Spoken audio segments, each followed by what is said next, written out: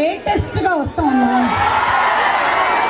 విమానంలో చక్రం ఏదో ఇబ్బంది కలిగించి మమ్మల్ని ఇక్కడికి తీసుకురావడం కొంచెం లేట్ అయ్యింది, కానీ మా కాళ్ళకి మా నోటికి అంతకన్నా పెద్ద చక్రాలు ఉన్నాయి కాబట్టి మేము ఇక్కడ చేరిపోయాం. మీ అందరికీ భోగి భోగ భాగ్యాల శుభాకాంక్షలు, సంక్రాంతి కనుమ శుభాకాంక్షలు. వెనకాల వరుసలో ఉండే వాళ్ళకి నేను వినిపిస్తూ కనిపిస్తున్నానా? అబ్బా, ఏమిటండి ఈ అభిమానం, ఏమిటి అసలు ఈ జనసందోహం, ఏమిటి ఈ ప్రేమాభిమానాలు?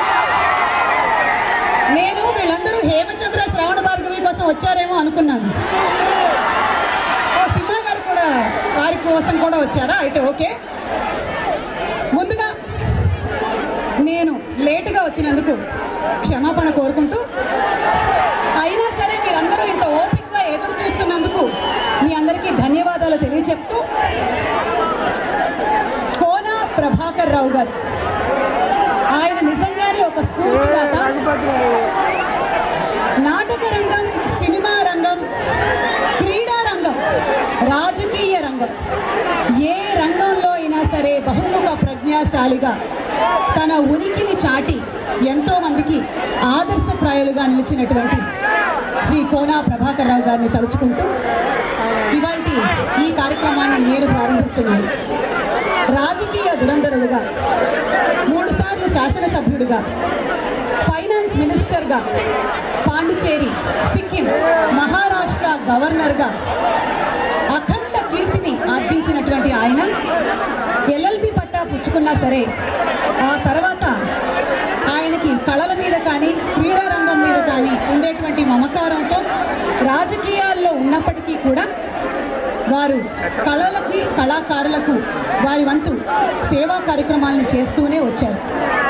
ఆ వారసత్వాన్ని కొనసాగిస్తూ కోన రఘుపతి గారు బాపట్ల నియోజకవర్గం నుంచి శాసనసభ్యుడిగా, వారి నాన్నగారు ఎన్నుకోబడి వారి నాన్నగారు ఎలక్షన్స్లో నిలబడ్డ 31 సంవత్సరాల తర్వాత, అంటే లాస్ట్ ఆయన నిలబడ్డ 31 సంవత్సరాల తర్వాత అదే వంశం నుంచి, అదే కుటుంబం నుంచి ఎన్నికై శాసనసభ్యుడిగా గెలిచి మీ అందరి మనసులు గెలిచారు.